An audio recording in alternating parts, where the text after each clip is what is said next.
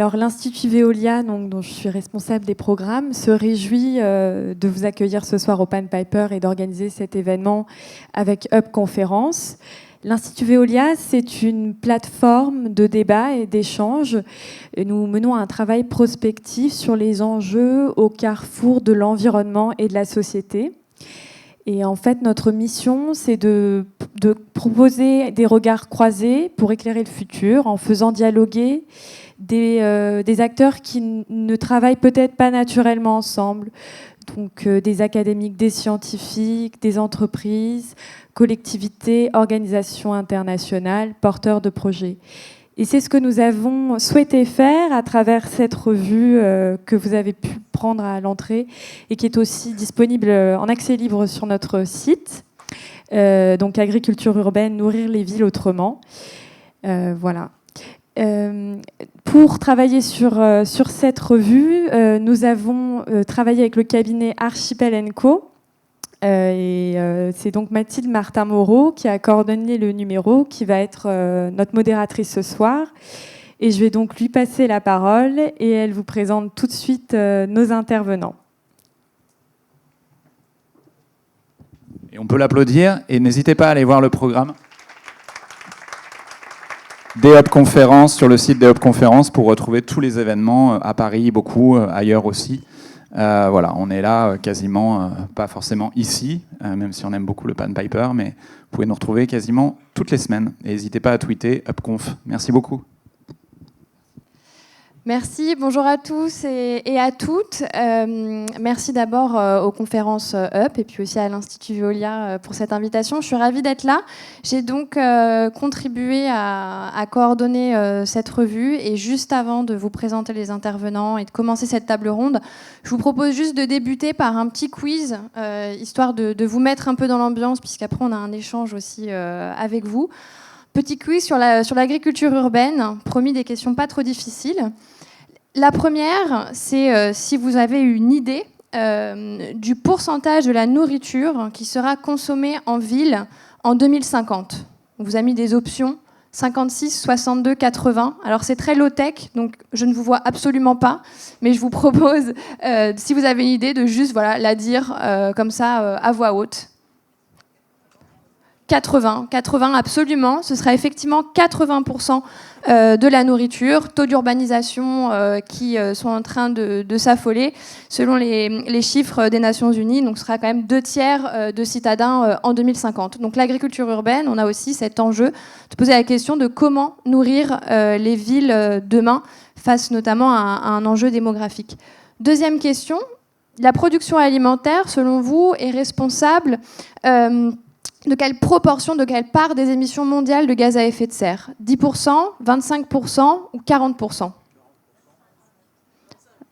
Oh, il y a un 25 fort. On hésite entre 25 et 40, mais effectivement, c'est un quart des émissions mondiales. Donc là aussi, ce qui est intéressant de se poser comme question, c'est quelle place pour l'agriculture urbaine là-dedans ? Qu'est-ce qu'on peut repenser en matière de gestion des ressources, d'économie circulaire ? Et on pourra en reparler tout à l'heure. Dernière question, enfin, sur la région parisienne, puisqu'on est ici ce soir. À votre avis, en moyenne, combien de kilomètres a parcouru un aliment avant de se retrouver dans votre assiette ? 256 kilomètres, 660 ou à peu près 700 kilomètres ? On est un peu partagé, mais effectivement, on est à 660 km, sachant que c'est en fait une très très grosse moyenne. Ça va vraiment dépendre des aliments. Si vous prenez le cas d'un yaourt, par exemple, que vous mangez à midi en dessert, il a fait en moyenne 9000 km pour arriver jusqu'à vous. Donc là aussi, un enjeu important de l'agriculture urbaine, c'est comment on va finalement relocaliser de la production. On va pouvoir parler avec nos intervenants de tous ces enjeux-là, réchauffement climatique, gestion de la ressource, capacité à nourrir les villes et localisation de la production. Donc j'ai le plaisir d'être entourée ce soir de 3 personnes que je vais inviter à venir nous rejoindre tout de suite. Florian, Loïc et Christophe. On peut aussi les applaudir.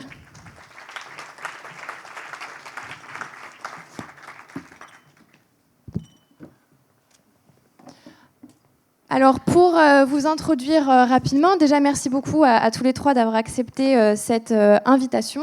Donc Florian Cointet, vous êtes General Manager de la start-up Infarm, start-up qui est présente en France mais d'autres pays et vous aurez l'occasion de nous en parler. Loïc, vous êtes vous directeur de projet chez Veolia au sein d'une équipe qui s'appelle 2EI. Vous êtes un peu le monsieur agriculture urbaine de Veolia, si je peux le dire de cette façon. Et une double casquette, puisque par ailleurs, vous êtes aussi agriculteur dans le nord de la France. Christophe, enfin, vous êtes géographe, ingénieur de recherche à l'INRA. Vous avez beaucoup travaillé sur les enjeux de justice alimentaire et d'agriculture urbaine dans plusieurs pays. Et donc, vous allez pouvoir aussi nous expliquer un petit peu comment ces enjeux-là sont perçus et menés dans plusieurs zones géographiques.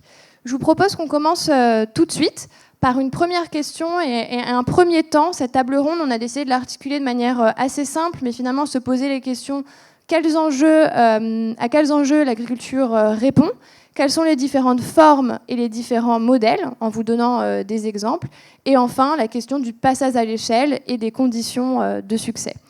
Pour vraiment commencer donc, sur cet édier des enjeux, la première question... Pour vous, Loïc, je suis désolée, vous n'avez qu'un micro, va falloir vous le passer. Mais c'est peut-être, est-ce que vous pouvez finalement nous expliquer quels sont les enjeux auxquels l'agriculture répond et peut-être les différentes formes qu'elle peut prendre selon ces enjeux? Merci, bonsoir à tous. Alors, on commence par une question qui est complexe et qui pourrait nécessiter un long développement, mais on n'a pas fait un travail académique chez nous sur le sujet. Ce que je peux, c'est partager mon point de vue sur la question. On pourrait répondre à cette question suivant plusieurs axes. Déjà, si on part du principe, si on définit ce qu'on entend par agriculture urbaine, pour moi, c'est toute forme de production alimentaire qui est exercée à l'intérieur de l'espace urbain et dont l'usage est destiné à l'espace urbain. Du coup, ça englobe un champ assez vaste et pour moi, c'est quelque chose d'important. Donc, ça veut dire que ça englobe également l'agriculture périurbaine classique, qui, je pense, a un rôle très important à jouer dans la question de l'alimentation de la ville de demain, puisque quand le sujet a été posé, je pense que le vrai défi est là. Et ces agricultures périurbaines, qui encore à proximité de certaines villes sont destinées à des cultures céréalières pour alimenter les marchés internationaux, je pense qu'on peut imaginer de nouveaux modèles pour ces fermes, pour augmenter l'autonomie alimentaire des territoires. Ensuite, on voit que ces dernières années, on a pu observer l'émergence d'un nombre important de réalisations. C'est un sujet qui touche parce que, à la fois, il suscite un intérêt très fort pour les citadins pour de multiples raisons, et également, il stimule la motivation de grand nombre de porteurs de projets. Et on voit des formes assez diverses se mettre en œuvre. Moi, pour les caractériser, je les distingue de deux grandes familles. Les dispositifs de production agricole dont la vocation première n'est pas forcément alimentaire, mais qui répondent à des attentes, qui sont des attentes d'inclusivité, des attentes de régénération des écosystèmes, parce que construire un système agricole dans l'espace urbain, c'est aussi un moyen d'héberger la biodiversité, par exemple. Ça peut être un support important de pédagogie, de lien social. Et donc, il y a toute une série de réalisations d'agriculture urbaine qui sont motivées par des intérêts qui sont autres que ceux de l'alimentation au premier chef. Et moi, je définirais une autre catégorie où le sujet principal est l'alimentation. Donc là, on est dans des systèmes dont on va chercher plutôt l'efficacité. Et on peut imaginer des systèmes de plus grande taille. Le champ du possible est extrêmement vaste. Contrairement aux idées reçues, on peut imaginer des systèmes de production agricole au sein de l'espace urbain qui soient relativement intensifs, très qualitatifs malgré l'intensivité. Il y a un vrai défi à trouver un modèle économique qui soit équilibré. Et là, les techniques disponibles sont assez vastes. Et je pense que dans nos échanges tout à l'heure, on va pouvoir voir des modèles qui sont très, très hétérogènes. Et on part de systèmes vraiment naturels où, encore dans certains espaces urbains, on peut trouver du sol qui n'est pas pollué. Et dans ce cas-là, on peut imaginer des systèmes de production naturelle. On le développera plus tard. Mais on peut aussi imaginer des systèmes totalement artificiels dans lesquels on reconstitue un climat et un dispositif de production. Et contrairement aux idées reçues, mais mon voisin de droite le développera beaucoup mieux que moi, un système artificiel n'est pas forcément incompatible avec une très grande qualité de production. Merci. Et effectivement, on pourra revenir sur cette partie à la fois sur les formes et les enjeux aussi de modèles économiques.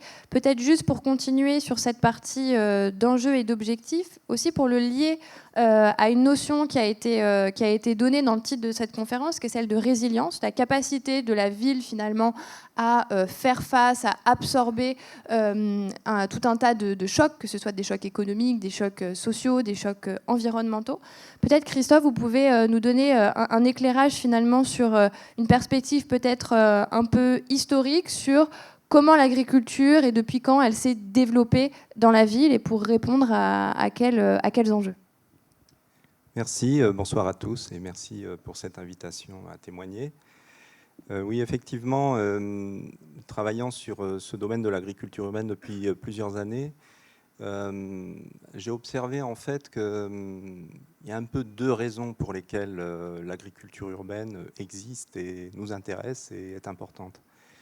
Il y a un premier mouvement que je pourrais résumer autour de l'idée de la relocalisation alimentaire, qui vient du fait que finalement, petit à petit, la ville, l'agriculture, l'espace rural se sont déconnectés, disjoints avec toute la mondialisation des transports, les chaînes de froid qui ont permis tout ça, etc. Et en fait, en réaction à cela, il y a eu finalement plutôt des initiatives de la base, des mouvements citoyens qui ont pris des initiatives justement pour recréer de la production locale ou du circuit court, etc. Et derrière ça, en fait, pourquoi ces mouvements? Mais derrière, il y a aussi des phénomènes comme les peurs alimentaires liées au scandale de l'agroalimentaire, par exemple, les problèmes de santé que ça a posé. Du coup, une certaine critique vis-à-vis de ce modèle agro-industriel qui a disjoint un peu les espaces et les acteurs. Et puis, ça va plus loin que cela, c'est-à-dire c'est aussi dans le contexte assez instable, de plus en plus inégalitaire et anxiogène du moment, c'est aussi finalement retrouver du lien à son lieu, à son cadre de vie. Et donc, voilà, il y a cette raison que l'agriculture urbaine participe d'une recherche de reconstruire un cadre de vie vivable, etc. Et ces mouvements-là, ils ont été aussi accompagnés par les politiques publiques qui, depuis une quinzaine d'années, en fait, ont mis en avant les principes du développement durable, de l'environnement, dans l'accompagnement des politiques, par exemple, d'aménagement, et qui, ensuite, de l'alimentation locale, etc. Donc ça, c'est une première grande raison, en fait, de l'intérêt qu'on porte aujourd'hui à l'agriculture urbaine. Mais il y a une deuxième raison qui est finalement beaucoup plus ancienne et dont on parle moins, c'est que dans l'histoire longue des villes, en fait, la présence de l'agriculture dans la ville, elle a toujours été liée à des crises, en fait. Et c'est au moment des crises, au moment des guerres, au moment des famines, que des réponses locales ont été trouvées recultivées à proximité, et donc une certaine économie de la subsistance. Et donc ça, c'est quelque chose qui est très présent, en fait, dont on parle un peu moins. Mais alors, par exemple, c'est très présent dans les villes africaines où l'agriculture urbaine est pourvoyeuse d'emplois, elle est productive, aussi bien dans le domaine de l'élevage que de la production végétale. Mais elle est aussi, en fait, présente dans les villes du Nord, parce qu'il y a des Suds dans les Nords, c'est-à-dire qu'en fait, nos villes sont de plus en plus inégalitaires, avec des quartiers en difficulté, etc., où finalement, la production alimentaire est une ressource, une activité. Et pour donner un exemple très récent, suite à la crise de 2008, où il y a eu donc une crise économique très très vivement vécue tout près de chez nous, dans les pays d'Europe du Sud. Il se trouve qu'à l'époque, j'avais un programme de recherche au Portugal et on a vu en 2 ans, en fait, tous les espaces interstitiels de la ville de Lisbonne, petit à petit, se mettre en culture. Et se mettre en culture pour du maraîchage, mais aussi pour des cultures vivrières, y compris sur les ronds-points, les choses comme ça. Donc en fait, ça veut dire que cette histoire longue de la réponse à des crises et d'avoir une solution de subsistance, en fait, elle existe aujourd'hui aussi. Et je pense que vraiment le sujet de la journée aujourd'hui, c'est sur la résilience. Hein. La résilience, c'est surmonter des chocs. Et bien l'enjeu, c'est bien de connecter ces deux mouvements, en fait. Le mouvement de mieux vivre, reconnecter en fait ce lien à l'alimentation, à la terre et à l'habitant urbain. Et puis en fait, ce problème de la subsistance qui se traduit aujourd'hui dans nos villes par la question de l'accessibilité de tous à une alimentation saine et de qualité. Merci. Et peut-être pour illustrer aussi ce que vous dites et repartir sur les propos introductifs de Loïc, de se dire finalement il y a plusieurs enjeux. Il y a peut-être nourrir les villes, mais il y a aussi des enjeux de lien social, d'inclusion auxquels vous faisiez référence. Florian, vous êtes aujourd'hui porteur d'un projet, d'une start-up donc, qui s'appelle Infarm et vous nous développerez un peu plus tout à l'heure les enjeux techniques de votre modèle, de façon pédagogique pour celles et ceux qui potentiellement ne seraient pas des agriculteurs urbains dans l'âme dès ce soir. Mais finalement, vous, comment vous vous intégrez et quelle est peut-être la vision d'Infarm, à quel enjeu vous souhaitez répondre de façon prioritaire? Tout d'abord, merci de nous avoir invités, Infarm. Alors, Infarm, c'est encore une start-up. On croit en France et en Europe, mais on a été créé en 2013 et on a mis à peu près 3 ans à développer ces fermes. Donc c'est beaucoup de recherche, etc. Et on est parti en 2013 d'une simple constatation. Simplement, alors, on était à Berlin, pas à Paris, mais il faisait froid et on avait faim. Et on cherchait des salades fraîches et on s'est rendu compte que toutes nos salades venaient d'Israël ou du pourtour méditerranéen. Et on s'est dit, mais on est quand même en 2013. Qu'est-ce qu'on peut faire pour nous ramener un peu à nos racines? Parce qu'on a oublié un petit peu nos racines. Et depuis 50 ans, l'agriculture a beaucoup évolué. Elle s'est industrialisée. Et du coup, on a des technologies, des techniques agricoles, on a la technologie, on peut proposer des nouvelles choses à l'ère où les startups marchent très bien en ce moment sur la tech, mais l'agriculture, il y a des choses à faire. Et donc sur ça, on a commencé dans un salon à Berlin à faire pousser des plantes. Et puis ça a tellement bien marché que les voisins sont venus prendre des plantes chez nous, chez les fondateurs, donc, qui ne sont pas là malheureusement ce soir. Et puis, on a commencé à en vendre en bas, dans le marché du coin. Et puis, on s'est dit, bon, il faut faire quelque chose. Et puis, on a continué à se développer. Et on est parti de cette constatation pour se dire, mais il y a des enjeux à résoudre dans les zones urbaines. Il y a des enjeux de ramener l'agriculture au centre des villes. Je pense qu'elle a toujours été au centre des villes, mais on l'a perdue ces 50 dernières années. Et puis, face à l'agriculture de masse, face à l'urbanisation, on va être bientôt 7 milliards en 2050 dans les zones urbaines. Il va y avoir des enjeux à tacler qui sont nourrir les zones urbaines. On va avoir des problèmes. Et du coup, on s'est dit, bon, qu'est-ce qu'on peut faire pour résoudre ça?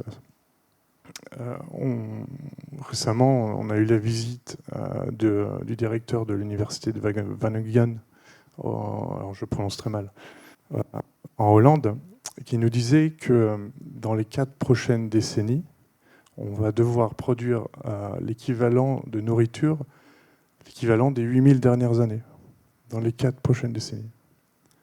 C'est énorme. Et du coup, l'agriculture, même si on l'a industrialisée, même si on l'a très localisée et qu'on utilise tous les moyens possibles maintenant, imaginables et chimiques, et ce qu'on peut faire pour l'optimiser, on arrive aussi à ses bouts, à la fin, on arrive un peu à la limite. Et puis il y a le changement climatique derrière tout ça aussi, qui va impacter non seulement notre agriculture moderne, comment on fait nourriture et la méthode moderne que l'on a maintenant. Et donc derrière tout ça, voilà, comment Infarm, nous, on peut arriver à travailler, à développer une agriculture moderne, alors au centre des villes, en collaboration avec nos collègues d'agriculture classique, traditionnelle, avec des nouvelles technologies. Je ne pense pas qu'on est compétiteurs, mais qu'on est complémentaires. et à avoir un impact positif sur la planète, tout en nourrissant toutes les personnes qui vivent dans les zones urbaines, et en ayant des produits de qualité, parce qu'au final, on se rend compte que maintenant, on mange toujours les mêmes tomates, le même persil, et on n'a plus de variété non plus, donc on mange toutes les mêmes graines. Donc aussi ramener de la diversité et du goût dans nos assiettes, ça c'est très important.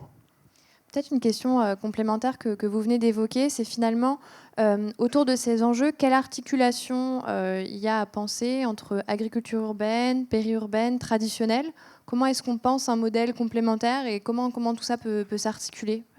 Question ouverte pour vous trois. Il est compliqué de généraliser, mais ce que je peux dire, et je peux apporter mon témoignage d'agriculteur également, c'est que vu l'importance de l'enjeu, d'augmenter significativement la production alimentaire à destination de la ville et l'enjeu important de rapprocher la production de la ville, comme ça vient d'être dit, je pense qu'il n'y a pas de compétition entre les systèmes. De toute façon, le besoin est tel qu'il est nécessaire pour tout le monde d'augmenter les capacités de production. Après, chaque partie de notre alimentation, chaque produit alimentaire a certainement un ou quelques modes de production les plus efficaces. Les productions qui peuvent être construites dans des systèmes intensifs au cœur de la ville, parce que c'est bien l'enjeu, on a des espaces qui sont réduits, donc il va falloir qu'on intensifie la production. Ça s'adresse à certaines parties de notre alimentation. Pour illustrer le propos, des légumes de garde n'ont pas forcément leur place dans ce genre de système. Cultiver des pommes de terre, des carottes en plein champ, ça fonctionne très très bien. On sera, je pense, difficilement compétitif dans un système intensif au cœur de la ville avec les agriculteurs périurbains. C'est la raison pour laquelle je disais tout à l'heure que, d'après mon point de vue, les espaces agricoles périurbains ont tout leur rôle dans l'équilibre global du modèle.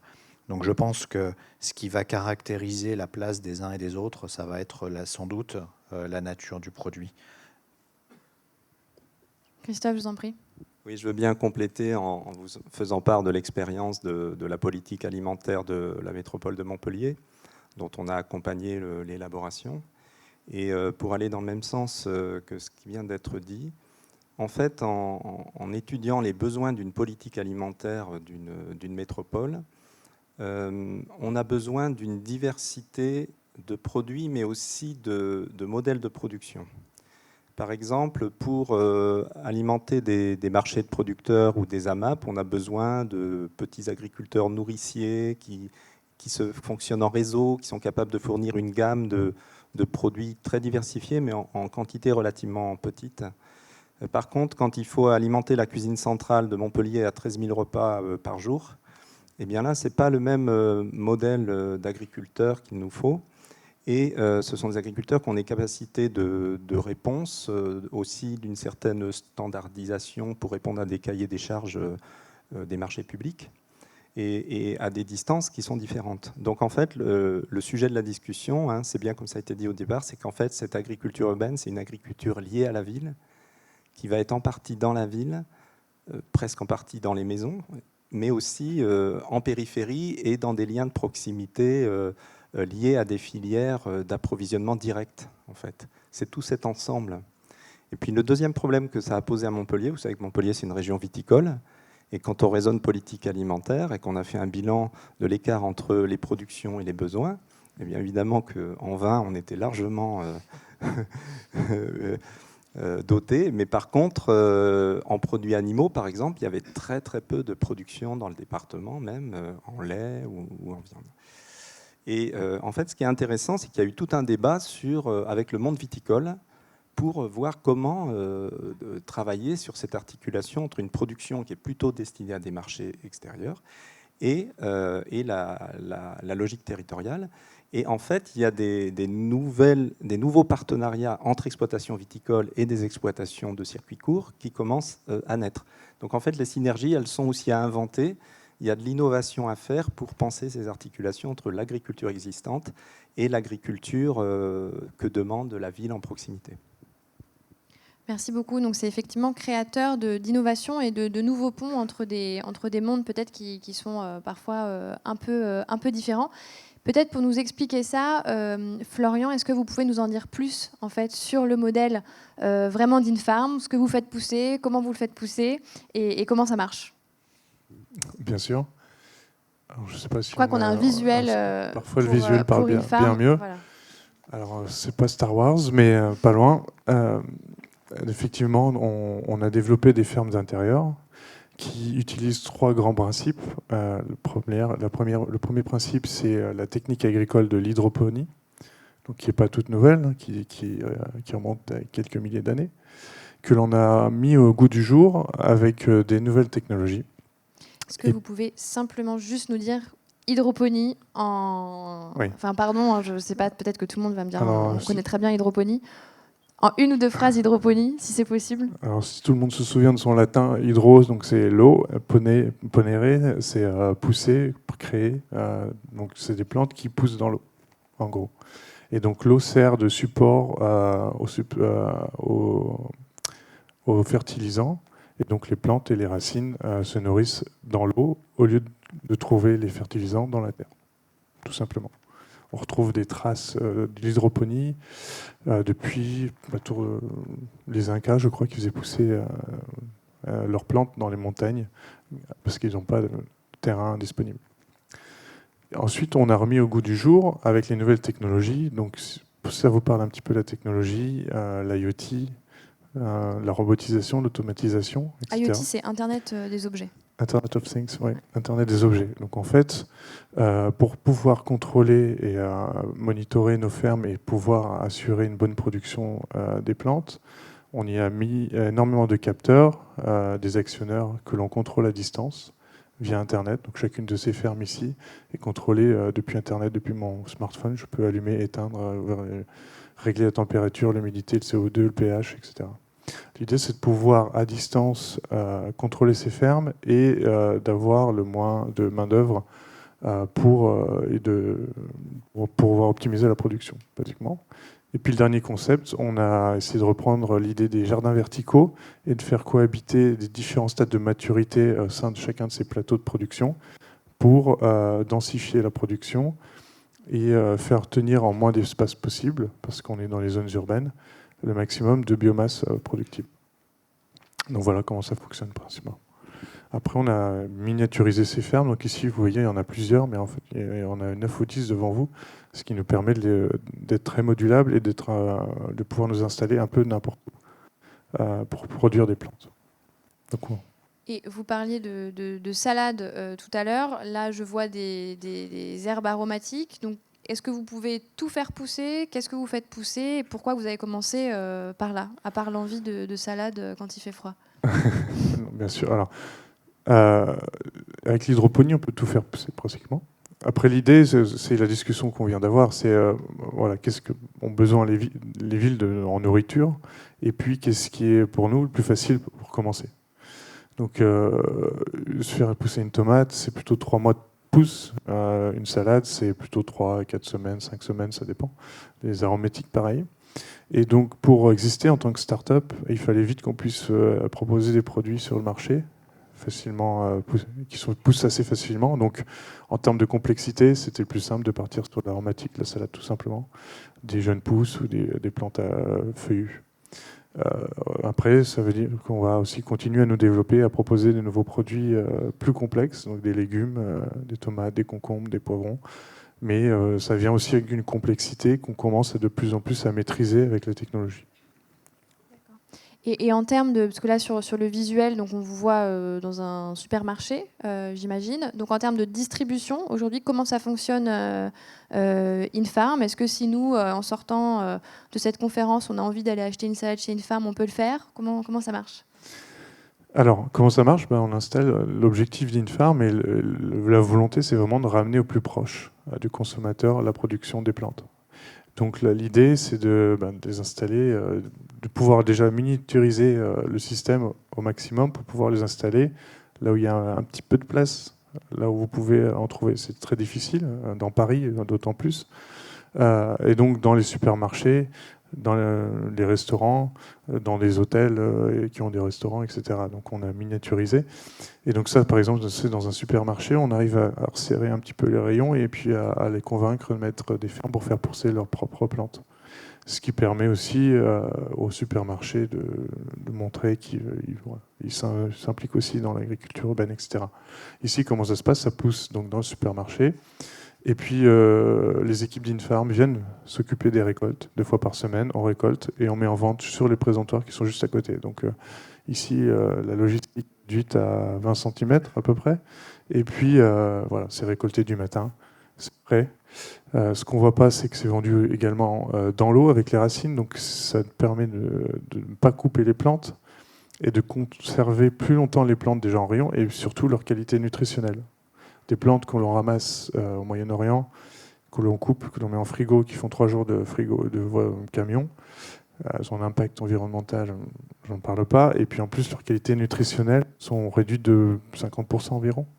Donc aussi, l'idée, c'est de ramener du goût et des bonnes choses dans les rayons, parce que bon, voilà, les petits sachets Bonduelle, ça sera un peu moins bon. Est-ce que juste pour vous poser une dernière question, vous pouvez nous donner une idée peut-être de rendement ou de la capacité que vous êtes capable de produire sur une ferme? Alors une ferme comme ici, il y a 8 plateaux, donc à peu près un plateau c'est 1 mètre carré, donc on va dire que cette ferme elle prend 2 mètres carrés au sol. Mais l'équivalent en production biomasse par rapport à un terrain agricole classique, c'est 400 mètres carrés. Donc on économise un espace de 99,5%. Voilà. Il y a aussi d'autres avantages, je peux parler encore, mais voilà, il y a une économie certaine d'eau, on économise 95% d'eau par rapport à l'agriculture classique, 75% aussi de fertilisants, parce qu'on réutilise l'eau, on la recycle. Et après, il y a le côté négatif parce que ça ne fait pas naturel et voilà, ça a l'air artificiel. On ne peut pas tout avoir. Peut-être justement, là, on est vraiment dans un modèle très high-tech avec beaucoup de nouvelles technologies, effectivement qui paraît assez artificiel. Je pense j'ai une petite fille de 6 mois, je suis en train de me dire qu'elle va penser que toutes les salades poussent dans des fermes verticales indoor. Mais il y a aussi en fait des modèles qui sont différents, plutôt low-tech. Pour les gens, comme on est à Paris, pardon, je parle toujours de Paris, mais on a eu toute cette dynamique autour des jardins partagés, etc.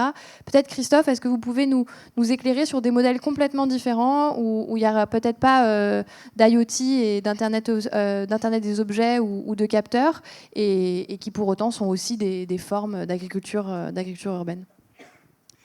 Oui, donc pour répondre à cette question, j'ai choisi de vous illustrer à partir de cette diapo 4 exemples de formes d'agriculture urbaine que l'on peut trouver dans les pays méditerranéens.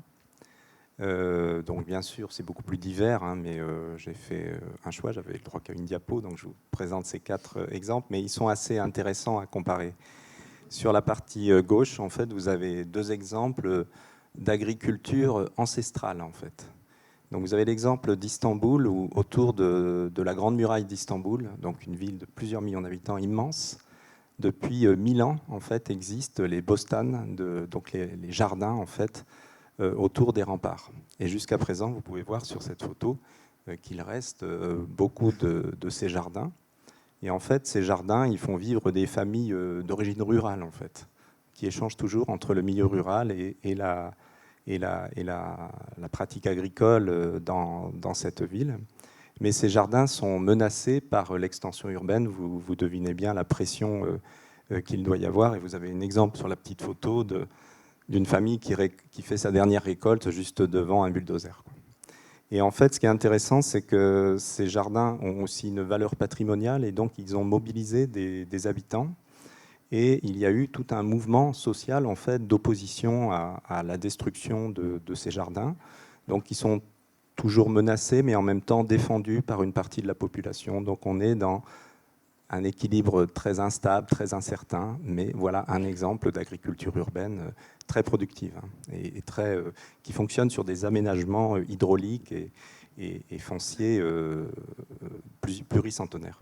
Et en bas, en fait, à Beyrouth, j'ai dirigé une thèse sur l'agriculture urbaine à Beyrouth. Vous avez un exemple d'un reliquat de la ceinture fruitière et maraîchère de la ville de Beyrouth, qui est encore cultivée, et où vous pouvez voir des ouvriers agricoles sur la parcelle et peut-être vous distinguez pas bien, mais des aménagements de fortune sur la parcelle. Et en fait, ce sont des familles syriennes. Traditionnellement, les ouvriers au Liban viennent de Syrie, mais depuis le conflit, en fait, ce sont des familles entières.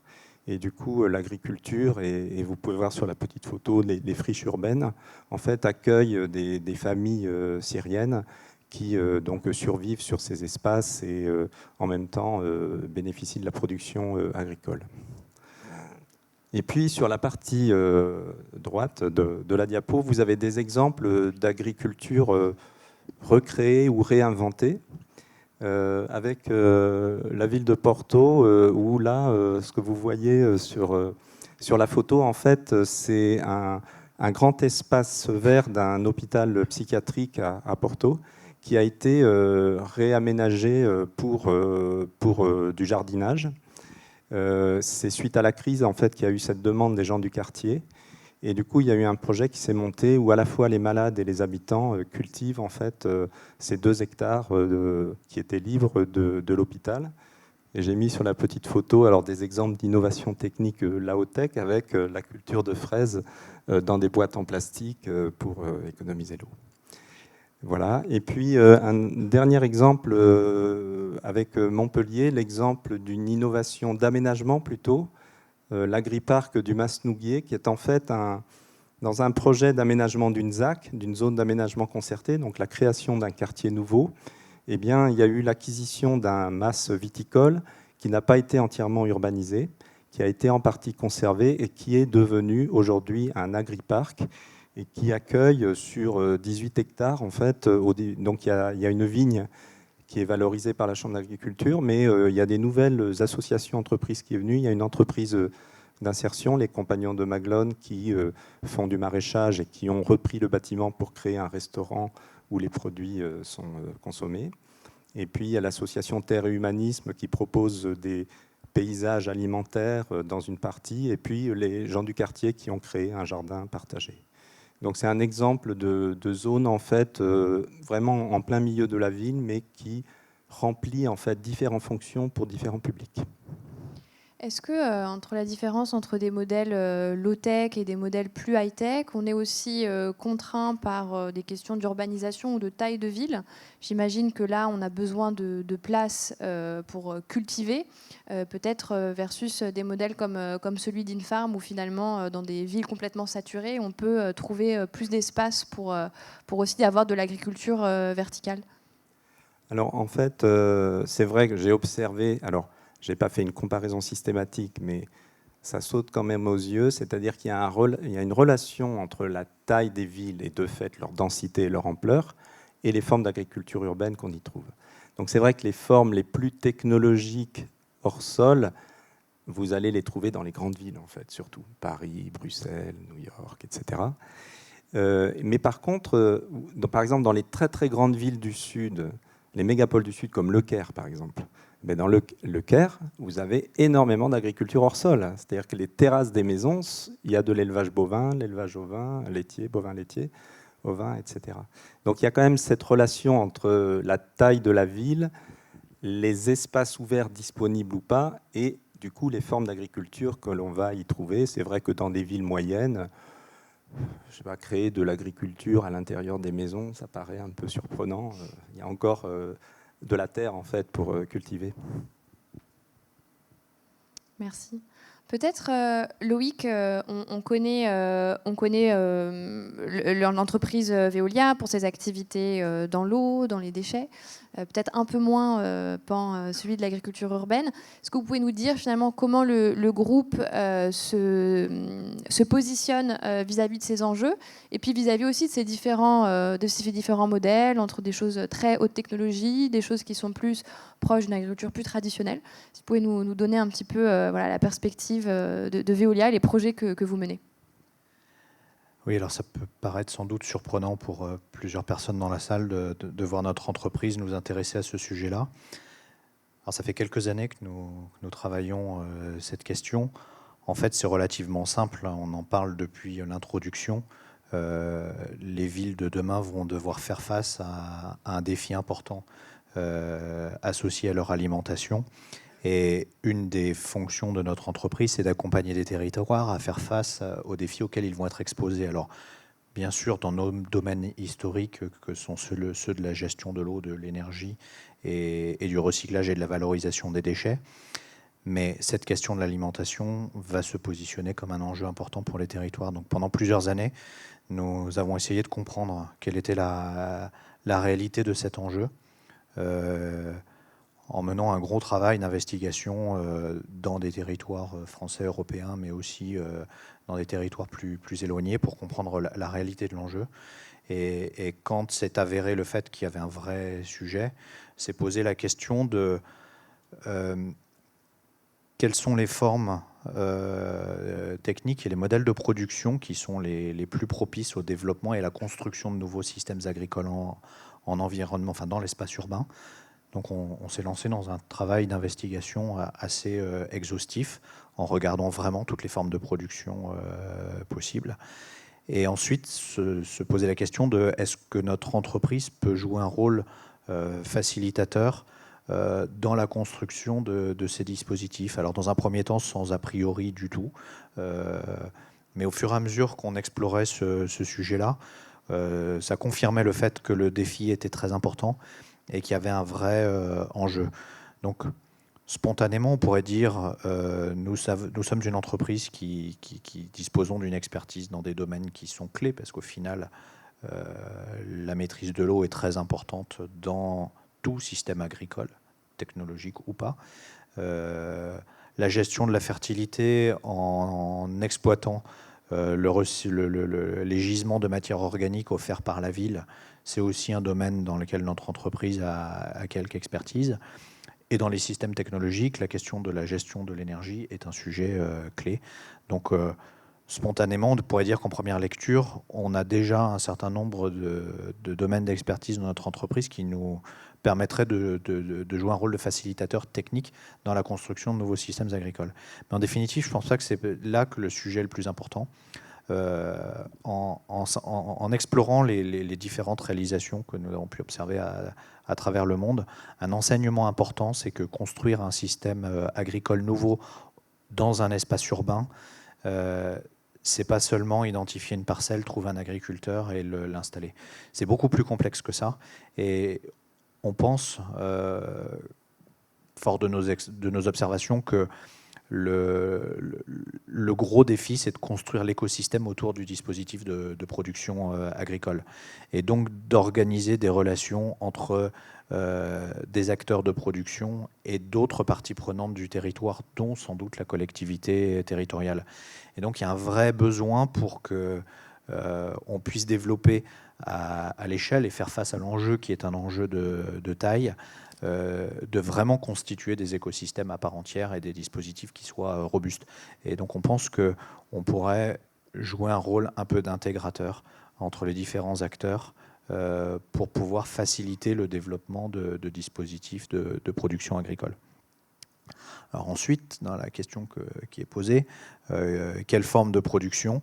Assez rapidement, on a fait le choix de ne nous intéresser qu'aux systèmes qui sont à la fois les plus qualitatifs pour ce qui est de la nature de la production et les systèmes qui sont les plus générateurs de bénéfices sociaux et environnementaux. Parce que le champ était relativement vaste, mais on a pris le choix de cet angle-là pour au final nous concentrer sur deux formes de production qui sont vraiment diamétralement opposées. Je ne sais pas si on parle low-tech et high-tech, mais une naturelle et une technologique. La production naturelle, on s'est vraiment intéressé aux techniques des maraîchers parisiens du 19e qui ont été repris au nord des États-Unis et dans quelques fermes pionnières, notamment en France, en Normandie. Donc c'est des techniques du micro-maraîchage bio-intensif où on va cultiver sur très très petite surface une grande diversité de cultures, ce qui nécessite un soin extrêmement pointu de la gestion de la fertilité et du sol, parce que c'est le moteur de la fertilité, et dans ces dispositifs qui sont très intensifs, et l'intensivité est permise par le fait que le dispositif est faiblement mécanisé, donc c'est vraiment la main de l'homme qui va travailler la terre. Ça permet une très très grande diversité et donc une très grande complexité de culture.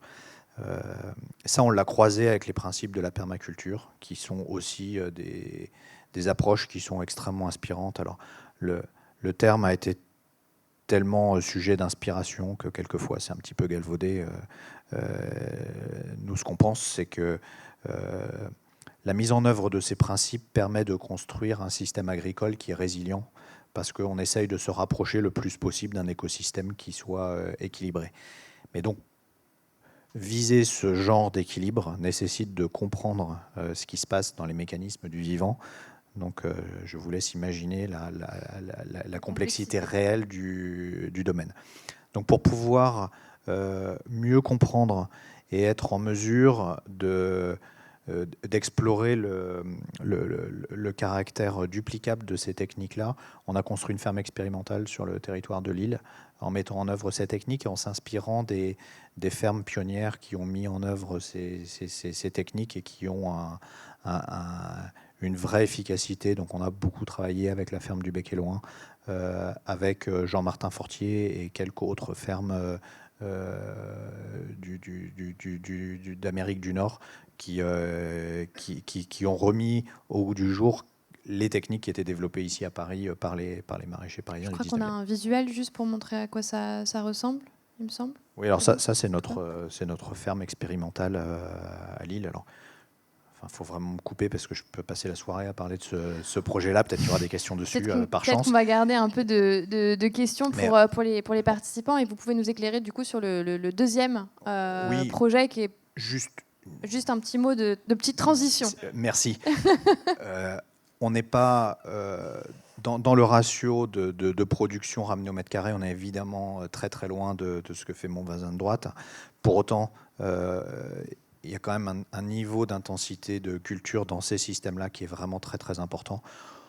On peut parler d'un ratio de 1 à 10, grosso modo, par rapport à l'agriculture de plein champ, où ce qui fixe l'intensité de la culture, c'est le dimensionnement des outils. Comme là, on est à la main, on peut concentrer énormément.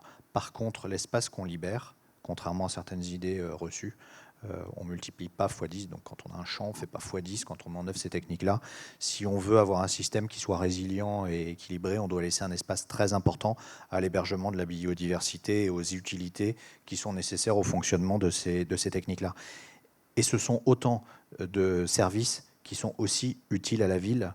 C'est pour ça que je disais que tout à l'heure qu'on visait des modèles d'abord alimentaires, mais ce modèle-là rend d'autres services que strictement l'alimentation. C'est l'hébergement de la biodiversité, c'est du stockage de carbone, c'est de la régénération de sol, etc. etc. L'autre modèle, donc je vous l'avais prévenu, c'est diamétralement opposé. On est sur de l'aquaponie, un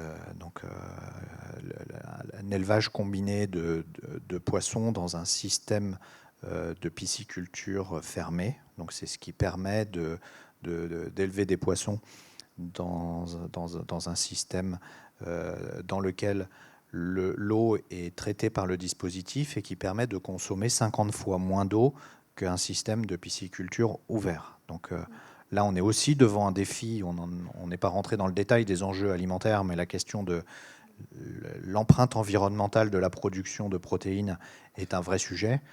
Donc on ne va pas ouvrir le débat sur la question des évolutions des pratiques alimentaires, mais la question de la production de la protéine animale est un véritable défi. Donc là, ce genre de système est certainement une des formes les plus efficientes de production de protéines. Et en plus de ça, l'eau qui sert au dispositif d'élevage... Peut-être juste remettre le visuel, comme ça on l'aura. Voilà. Permet à la fois d'assurer l'irrigation de production végétale sur le même site et également d'exploiter les nutriments du dispositif de traitement de l'eau d'élevage des poissons pour alimenter en azote la production végétale. Pour ça, on s'est rapproché d'une entreprise remarquable en Belgique qui s'appelle Big, qui a construit sur le toit d'un marché couvert en plein centre de Bruxelles, ce qui était au moment de sa construction la plus grande ferme aquaponique d'Europe. Elle nous intéresse parce que c'était la plus grande réalisation, mais surtout parce que c'est la réalisation la plus technologique. Et maîtriser ce genre de système dont le principe paraît simple et semble très séduisant est en fait d'une très très très grande complexité. Et maîtriser la qualité de l'eau et la gestion de la nutrition et de l'irrigation des végétaux, c'est un domaine extrêmement complexe dans lequel on ne maîtrise encore pas tout du tout. Il se trouve que notre entreprise a évidemment des connaissances dans le domaine du traitement de l'eau, mais aussi dans le domaine spécifique des process d'élevage de poissons. Donc cette ferme à Bruxelles est sur 3000 m² environ, a une capacité qui va avoisiner les 30 tonnes de poissons, 15 tonnes de tomates et 150 000 pots de plantes aromatiques. Sur le toit, donc, comme je le disais tout à l'heure, d'un bâtiment, une partie du chauffage du dispositif est assurée par des groupes, par l'énergie fatale des échangeurs thermiques sur les groupes froids de la galerie marchande. Donc on va chauffer le système à partir d'énergie fatale.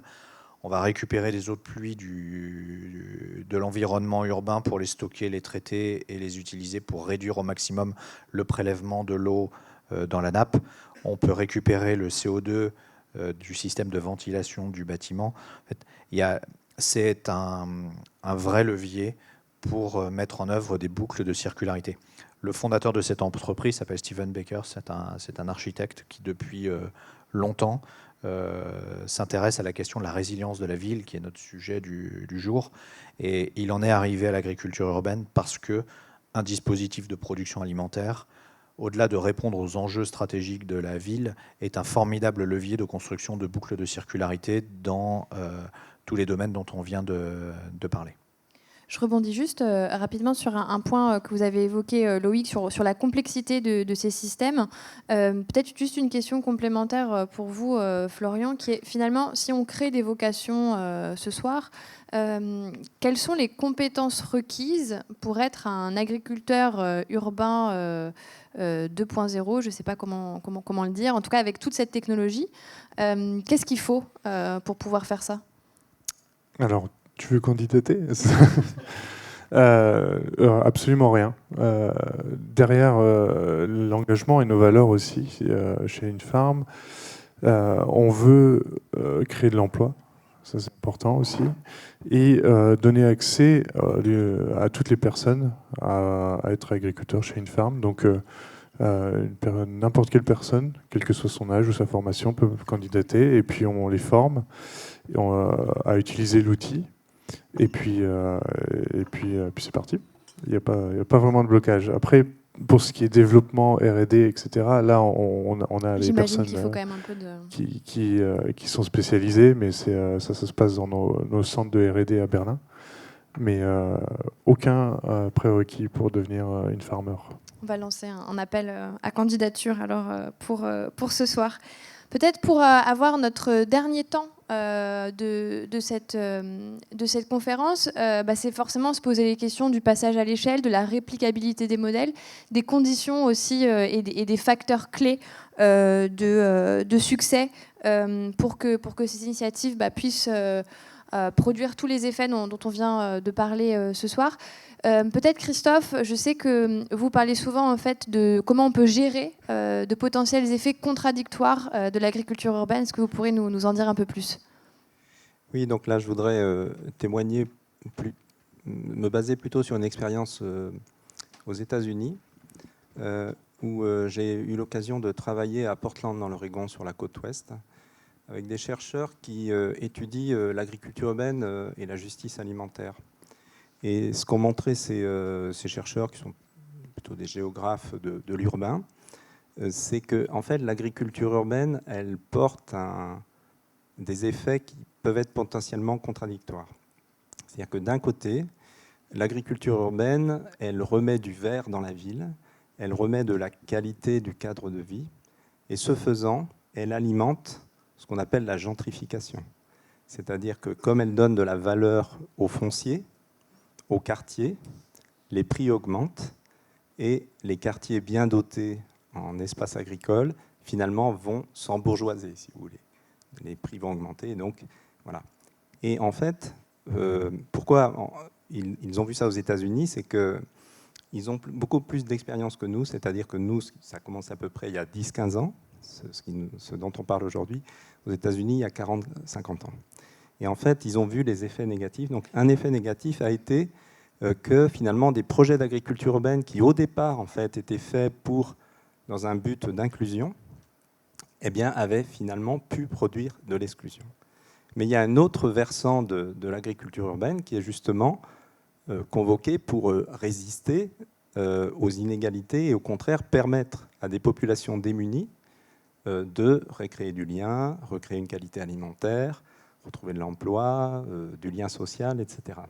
Et en fait, il y a ces deux versants dans l'agriculture urbaine, mais ce qu'a montré cette expérience, alors Portland, c'est une ville américaine assez exceptionnelle parce que c'est la ville un peu paradigmatique des villes qui ont développé du développement durable depuis 40 ans.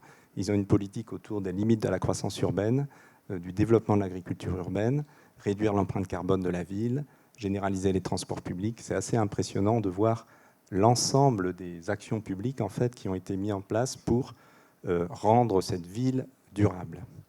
Mais en fait, ce qu'ils n'ont pas réussi à faire, malgré les discours et les intentions, c'est qu'en fait, les inégalités ont continué à augmenter.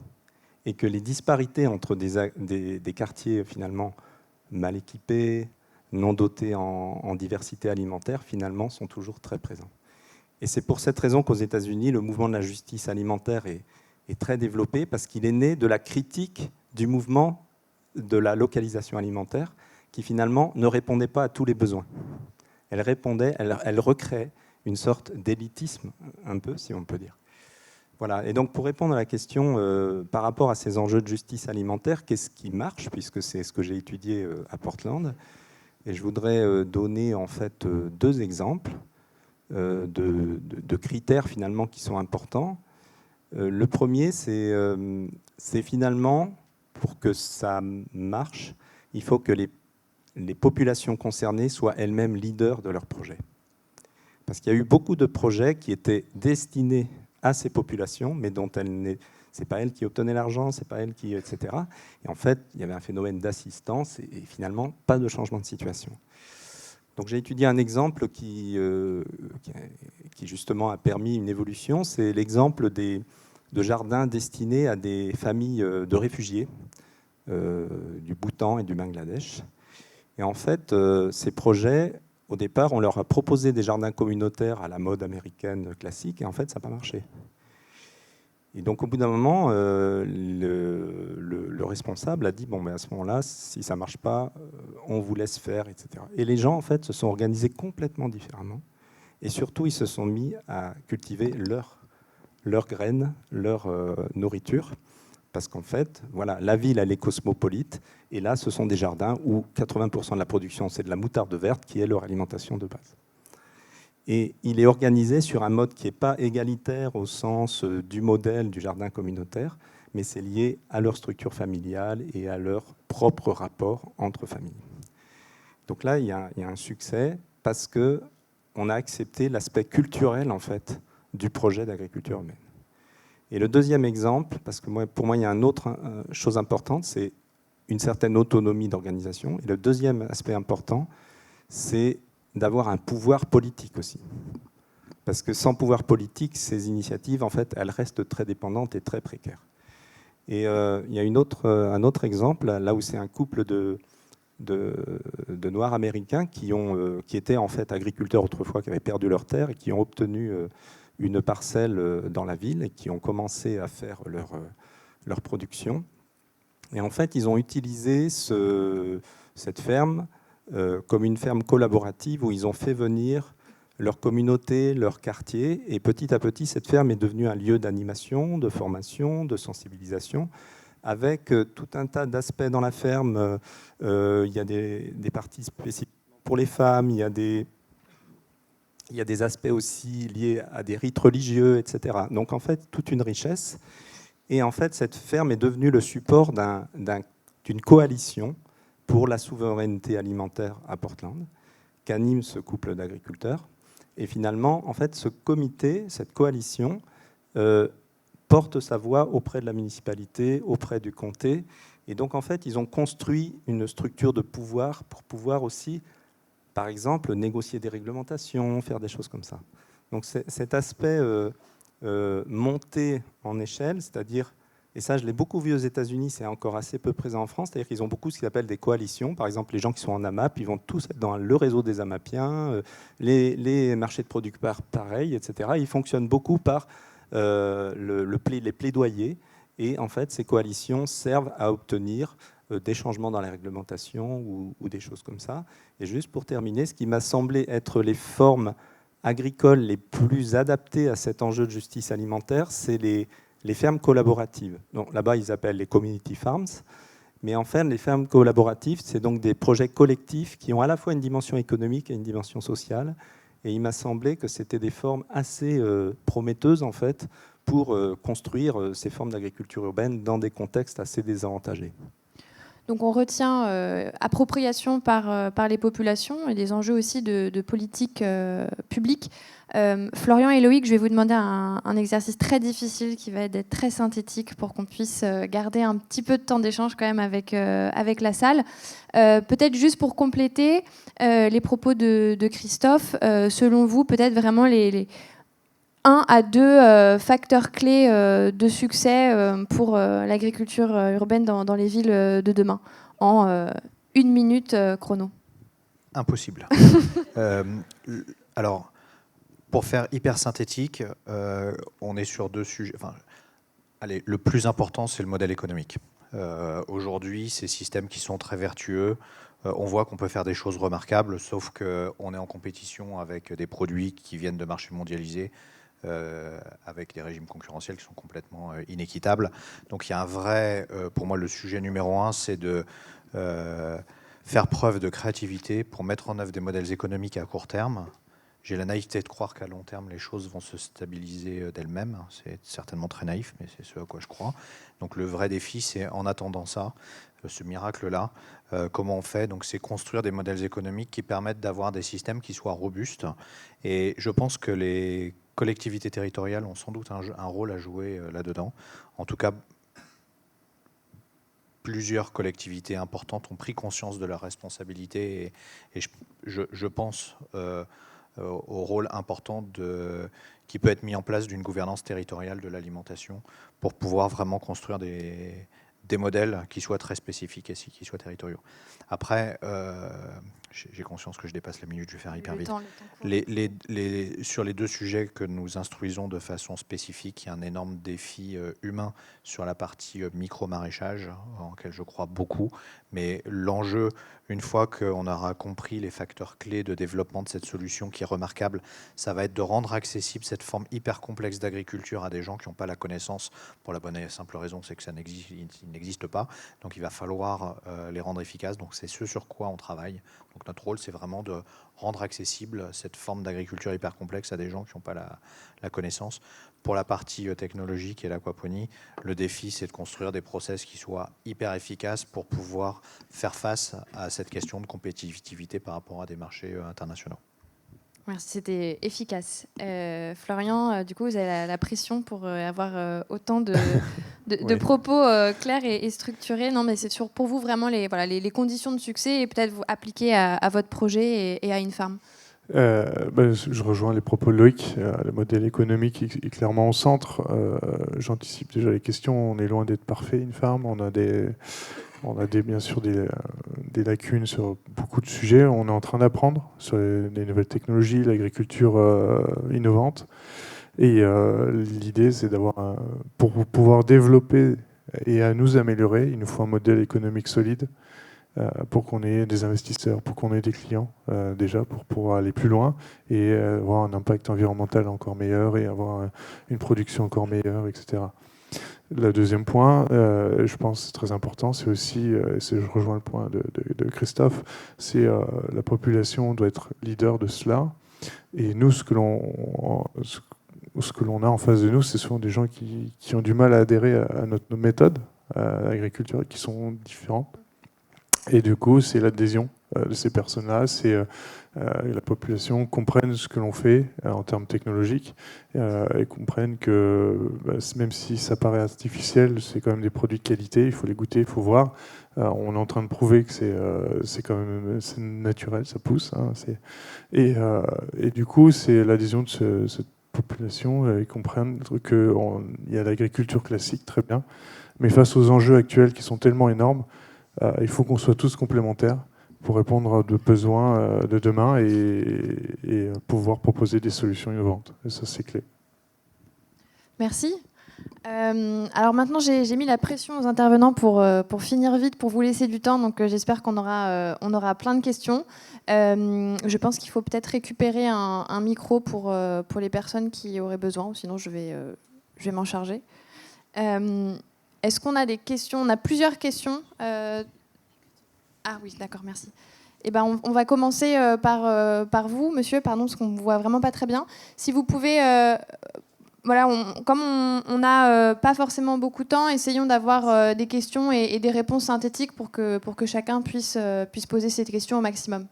Bonjour, j'ai une question un peu naïve à propos des intrants, notamment en ce qui concerne l'aquaponie et l'hydroponie. Alors plus précisément, je ne me fais pas trop de soucis pour l'azote, ça a été évoqué pour l'aquaponie. En ce qui concerne le phosphate, comment est-ce que c'est géré et quel est l'impact sur la possibilité de passer à l'échelle et sur la notion de résilience?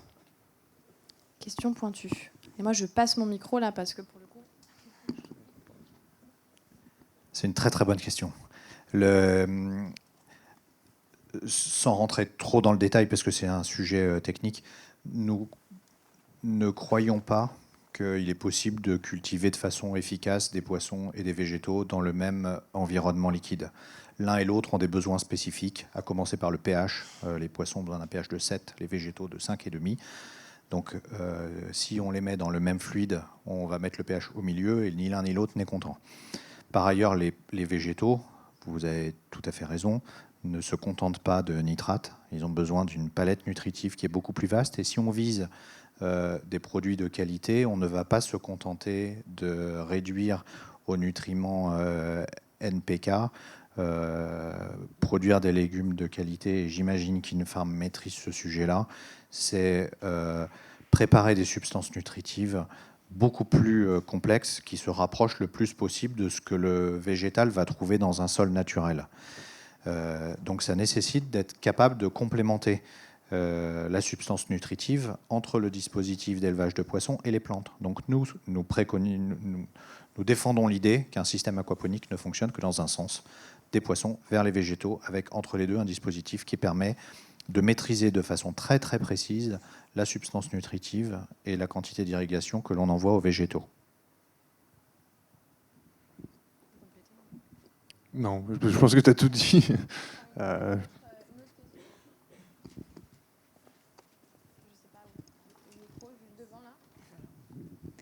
Oui, bonjour. Moi, j'avais une petite question pour Florian, Infarm. Je voulais savoir quel était le bilan carbone en fait, de la salade versus une salade en plein champ. Effectivement, c'est la question ultime. Alors, on mène beaucoup d'études. On travaille avec, je vous disais, l'université de Wageningen, ici avec AgroParisTech également. C'est un peu complexe. Alors, si on prend l'idée de regarder que la production de la salade, effectivement, nos fermes actuellement ne peuvent pas rivaliser face à l'extérieur, bien sûr. On utilise de l'énergie électrique qui alors, ça dépend d'où elle provient, cette énergie électrique. À Paris, notre fournisseur d'énergie, c'est Enercop. On essaie d'être le plus vert possible, mais bien sûr, il faut faire des fermes, etc. Si on regarde la chaîne entière d'approvisionnement de notre nourriture actuelle, et notamment la logistique, la supply chain, que l'on coupe de 80-95%, et grâce à la densification de notre production de nos fermes sur un espace réduit et moins d'eau, moins de fertilisants, on commence à arriver à avoir un impact environnemental plutôt équivalent à l'agriculture. Alors après, il y a différents types d'agriculture. Alors, si on regarde l'agriculture intensive qui vient d'Espagne sous serre, chauffée, voilà, ou si c'est le producteur du coin, l'impact n'est pas du tout pareil. Donc il faut comparer tout ça, c'est extrêmement complexe. Donc c'est pour ça qu'on prend extrêmement de pincettes quand on analyse ce genre de choses, parce qu'il faut comparer une tomate avec une tomate. Donc je ne vais pas vous donner de chiffres, parce que je n'ai pas de résultats officiels et confirmés par des experts, des universitaires, parce que c'est des études en cours. Et puis aussi parce que nous, nos fermes, on les a inventées il y a 3 ans. On est déjà sur la version 1.6, la 2.0, la 3.0 est dans les tuyaux. Et à chaque nouveau développement, on coupe l'énergie en 2, on coupe l'utilisation d'eau en 3, on recycle notre air maintenant, on va bientôt pouvoir recycler le CO2, etc. Donc on essaie aussi, au fur et à mesure qu'on investit dans notre R&D, avoir l'impact qui réduit. Donc ça change en permanence, c'est très difficile de suivre la route et le rythme quand on est dans un rythme aussi rapide. Bonsoir. J'avais une question qui part d'une caricature. Pour moi, l'avenir, c'était une explosion démographique au niveau mondial où il n'y aura plus de terres de terres cultivables au sein des villes, parce que les villes seront empilées les unes. Il y aura des gratte-ciel pour gagner en densité. Donc finalement, là, on a ce soir 2 agricultures qui nous sont présentées. Une agriculture dans le sol et une agriculture un peu artificielle. Est-ce qu'il n'y a pas que cette dernière agriculture qui risque de rester ?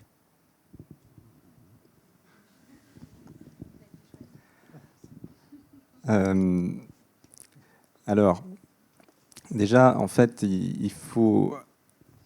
Le mouvement de croissance des villes, il n'est pas homogène, général, partout. Il y a 1/3 des villes qui perdent de la population, ce qu'on appelle les shrinking cities. C'est-à-dire, en fait, des villes qui, du fait de la crise, en fait, sont plus attractives, ont des espaces industriels. On connaît tous l'exemple de Détroit, hein, qui est le plus caractéristique. Donc cette croissance urbaine, elle n'est pas généralisée partout. Bien sûr, elle va continuer à progresser. Il y a une étude qui a été faite il y a peu de temps qui a montré que si on prend les zones situées dans un périmètre de 15 km autour des villes, 15 ou 30 km, ça représente à peu près 30% de l'agriculture irriguée dans le monde. Donc en fait, il y a un enjeu effectivement très fort de protéger les périphéries des villes, ce qui est très difficile à faire, mais on peut au moins ralentir la croissance. Enfin, là où il y a des politiques fortes, il y a quand même un effet de ralentissement. Et puis je voulais dire autre chose. Oui, et puis un autre point important qu'il faut considérer, et ça les économistes l'ont bien montré, le problème de l'alimentation de demain, ce n'est pas que le problème de la production, c'est le problème de la répartition de ce qui est produit, récolté et distribué. Et en fait, jusqu'à présent, du point de vue de la production, il y a un potentiel en fait énorme, et il y a par contre un vrai problème de redistribution. Il y a beaucoup de pertes à la récolte, beaucoup de redistribution qui n'arrivent pas à toute la population. Donc en fait, il faut agir à la fois sur effectivement maîtriser autant que faire se peut la croissance des villes. On voit toute la complexité, c'est bien beau de dire densifier la ville, mais densifier la ville quand on est urbain et qu'on se retrouve dans des espaces entièrement bétonnés, enfin, c'est pas simple non plus en termes de durabilité. Et en même temps, il y a quand même des solutions pour être plus parcimonieux dans la croissance et la consommation autour des villes. Ce qu'il faut savoir aussi, c'est que qu'est-ce qui consomme le plus d'espace ? Ce n'est pas forcément les résidences, c'est aussi les voies de communication, les zones commerciales, etc., qui sont souvent des emprises énormes. Voilà, donc en fait, c'est un processus qui n'est pas uniforme. Ça ne concerne pas que la production, enfin, c'est également assez complexe. Mais en tout cas, je pense que le sujet d'aujourd'hui est fondamental par rapport à votre question, parce que c'est bien aussi la prise de conscience de tous sur cet enjeu qui peut aussi mobiliser les sociétés autour de la question de l'agriculture et de la production alimentaire. Et c'est cette fameuse reconnexion espérée, attendue, qui doit s'opérer. En fait, je pense qu'on est tous en fait un peu responsables à notre niveau. C'est ce que montre pas mal de réflexions. C'est bien sûr des phénomènes qui nous échappent, des phénomènes macro, mais je pense que finalement les solutions sont à tous les niveaux, y compris le niveau de chacun en fait. Peut-être pour compléter sur le côté agriculture traditionnelle, nouvelle agriculture, je n'appellerais pas artificielle, mais en fait, je pense que le fait que la part d'agriculture traditionnelle actuelle va se réduire, principalement, va être lié au changement climatique qui est en train de se passer. Avec 2-3 degrés de réchauffement climatique, on va devoir repenser totalement notre agriculture traditionnelle moderne, avec des changements de température massifs, des climats tempérés qui vont évoluer dans les zones où on a actuellement de l'agriculture. Et c'est ça qui va nous faire principalement changer notre agriculture traditionnelle et obligatoirement nous pousser vers d'autres techniques. Bonsoir. J'ai 2 questions, je vais tâcher d'aller vite. La première s'adresse à Christophe Soulard, et c'est une question qui porte sur l'urbanisme. Alors, elle découle de la précédente qui vient d'être posée. Comment, selon vous, intégrer dans les documents d'urbanisme, les PLU, les SCOT et autres, à la fois la conservation des espaces en périphérie de ville pour l'agriculture traditionnelle et la création ou la réservation de nouveaux espaces dans les villes pour ces formes plus intensives et plus au cœur des villes. Donc ça, c'est ma première question. Et ma deuxième porte plus sur l'aspect de sécurité sanitaire des espèces cultivées. Je comprends que c'est plutôt des légumes-feuilles qui sont cultivés dans les zones en centre-ville, en tout cas dans les différents exemples que l'on a vus. Et on sait que dans les centres-villes, la qualité de l'air se dégrade. Est-ce qu'il y a des études, est-ce qu'il y a une connaissance aujourd'hui sur l'impact de cette dégradation de la qualité de l'air, en tout cas pour la culture outdoor, pas l'indoor, je suppose que là l'air est très contrôlé, mais sur le micro-maraîchage qui a été présenté, est-ce qu'il y a des impacts sur la qualité sanitaire des cultures ? Parfait, merci beaucoup. Et on va aussi essayer de répondre rapidement aux 2 questions. Sur la première question, comment intégrer l'agriculture dans l'aménagement, en fait, dans les outils de l'aménagement. En fait, l'idée principale, à mon avis, c'est que, il faut des outils de protection, de zonage, de protection. Ça, c'est quelque chose qu'on a commencé à s'équiper il y a une quinzaine d'années de cela, mais c'est totalement insuffisant. Il faut derrière un projet économique pour les zones protégées agricoles. Donc on revient toujours à cet aspect. Et donc il faut coupler l'aménagement au développement économique. Alors quand je dis développement économique, c'est donner une fonction économique à des gens qui vont vivre sur ces espaces. Alors ça peut être de l'économie agricole, mais ça peut être aussi une sorte d'économie des services. Voilà, donc en fait la condition, c'est de coupler l'aménagement au projet de développement. Et c'est des choses qui commence à se faire et ça peut donner des résultats importants. Et ça, c'est pas seulement à la périphérie de la ville. Dans la ville aussi, il peut y avoir cela. Donc je vais reprendre l'exemple de Portland aux États-Unis, où dans leur schéma master plan, leur plan d'aménagement, ils ont réintroduit la possibilité dans les zones résidentielles de faire de l'agriculture. Ils ont même réintroduit la possibilité de faire du petit élevage. Ils ont réintroduit la possibilité de faire des micro-abattages adossés à des restaurants. Et en fait, grâce à ces autorisations réglementaires, il y a une sorte de microéconomie agricole. Et il y a un nouveau mouvement qui est tout à fait récent, qui est le mouvement des urban farmers, donc des micro-fermiers, qui sont tous des pluriactifs en fait, mais qui sont liés après à des restaurants, liés à des magasins d'équipements, etc. Donc c'est la même idée, c'est-à-dire en fait créer de la... Il faut à la fois une certaine rigidité pour protéger des zones non bâties et une souplesse permettant l'initiative économique et sociale. Oui, si je peux répondre à la deuxième.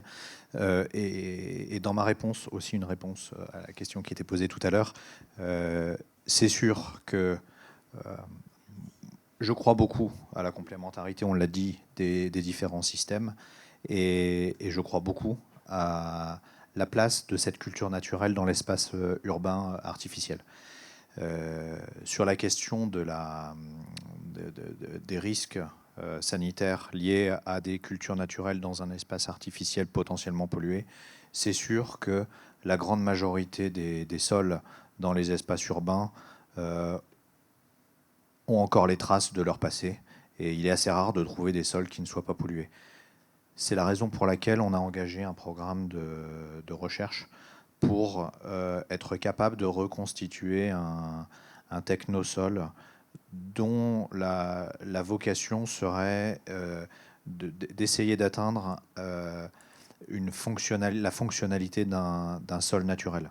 Donc à partir d'observations des caractéristiques du sol naturel et d'un sol fertile, on est en train de voir dans quelle mesure, par un assemblage de gisements minéraux et organiques, on reconstitue un technosol et quelle est la gestion que l'on met en œuvre pour que ce sol reconstitué puisse héberger l'écosystème d'un sol naturel pour reconstituer du sol là où on n'en a pas de disponible, ou parce que le sol disponible est artificiel, ou parce qu'il a des traces de pollution qui le rendent impropre à la culture. Donc, je suis assez enthousiaste quant à la capacité à réintroduire des cultures naturelles, même quand le contexte ne le permet pas. Et je crois beaucoup aux vertus de ce genre de dispositif dans l'espace urbain et le fait de réintroduire de la nature dans l'espace urbain.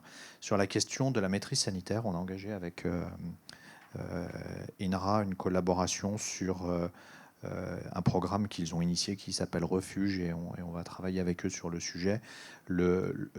L'idée, c'est de mettre en œuvre les méthodologies qui s'appliquent à l'industrie agroalimentaire pour la maîtrise sanitaire, appliquées au sujet de l'agriculture urbaine spécifique. Pour ce qui concerne la compatibilité du sol et des cultures, la transmission éventuelle de pollution aux cultures. Donc ça touche à la fois la pollution du sol, la pollution atmosphérique. L'idée, c'est de vraiment définir un cadre très très précis qui permet de garantir la sécurité alimentaire de ce genre de dispositif qui aujourd'hui n'est couvert par aucun référentiel, mais aussi d'intégrer la question de la santé des gens qui vont travailler dans ces systèmes-là. Si je peux compléter, parce que j'ai oublié un point très important dans cette idée de coupler aménagement et développement économique, c'est l'intervention sur le foncier. C'est la clé, le foncier agricole, qu'il soit urbain ou périurbain. Pour moi, il y a deux exemples de levier. Il y a une partie de ce foncier qui est public. Et quand il est public, une terre communale ou un département, etc., là, la puissance publique peut montrer l'exemple. Et sur ces terres-là, proposer des nouveaux modèles candidats à l'installation. Et un deuxième levier, c'est de travailler avec des propriétaires, à les fédérer, des propriétaires qui seraient volontaires, pour créer des ensembles continus sur lesquels on pourrait installer des projets économiques. Il y a des outils en fait, réglementaires qui permettent ça. Donc voilà, cette question foncière est en fait essentielle d'en permettre un développement économique de ces zones protégées autour des villes. Bonsoir. J'entends parler ce soir de culture de salade et de tomates en hiver encore, alors qu'on parle quand même de l'agriculture de demain. Donc je me demande fondamentalement quel est l'intérêt d'utiliser énormément d'énergie, d'intrants chimiques à produire des aliments qui ne sont pas nourrissants. Enfin, on ne va pas nourrir la population avec des pousses, des salades, des tomates, même si ça peut être intéressant en termes d'apport de minéraux et de vitamines, pardon.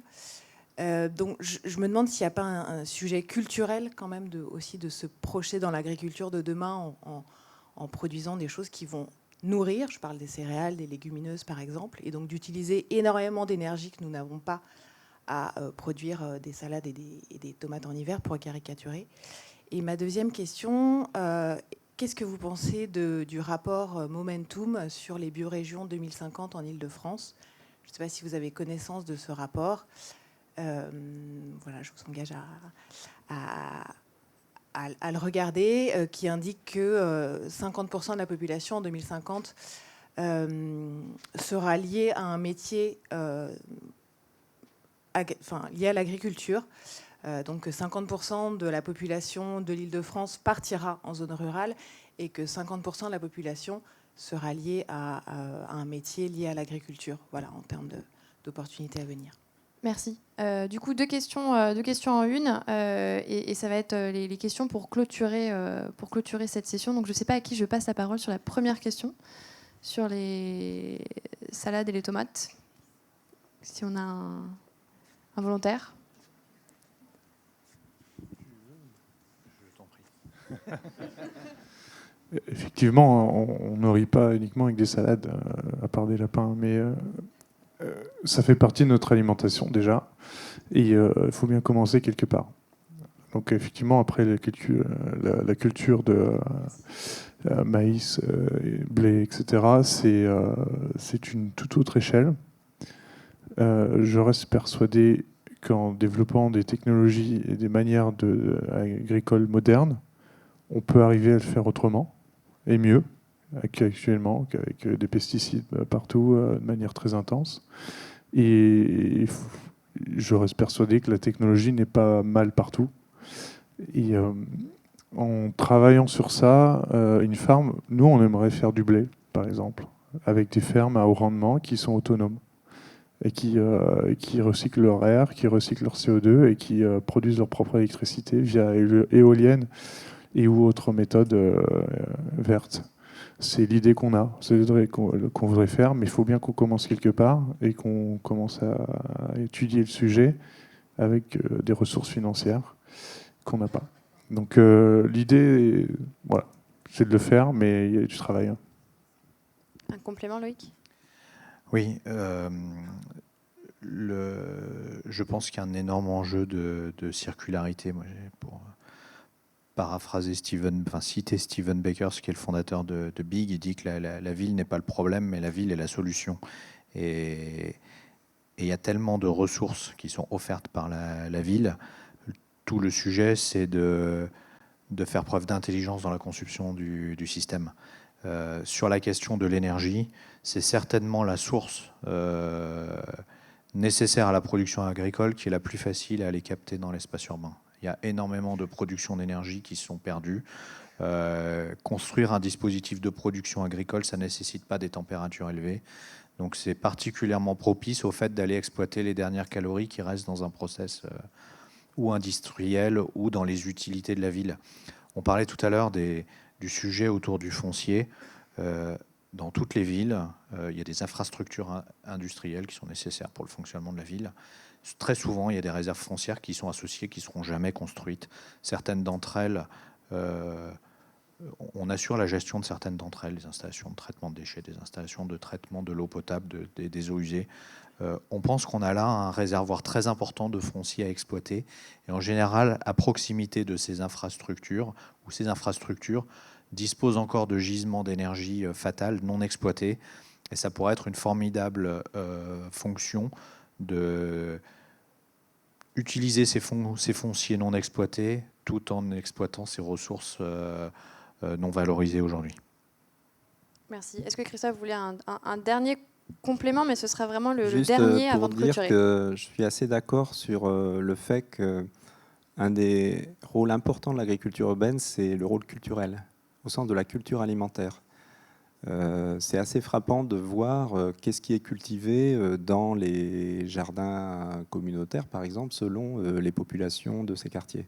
Ils ne se ressemblent pas du tout, les jardins.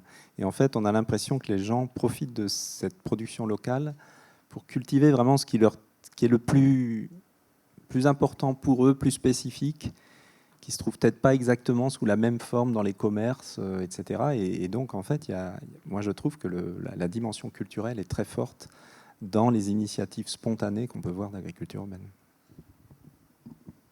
Je rejoins ton point sur... même nous, quand on propose dans nos fermes autre chose que du persil, de la coriandre, des choses un peu plus originales, comme du basilic thaï, de la roquette wasabi, des choses originales, on a des yeux écarquillés comme ça en face de nous, et au final, les gens ne consomment pas. Et donc, je reviens sur ce point. la partie culturelle, gustative et la diversité, la biodiversité qu'on a perdue, c'est essentiel. Merci. Et ben, on va clôturer cette conférence sur cet aspect culturel. Et il me reste à vous remercier tous les trois pour la qualité de vos interventions. Puis je pense qu'on va repartir avec des exemples inspirants et l'envie de voir aussi un petit peu différemment ce qu'il y a dans nos assiettes et ce qu'il y aura dans vos assiettes, j'imagine, dans quelques minutes. Merci beaucoup à vous trois.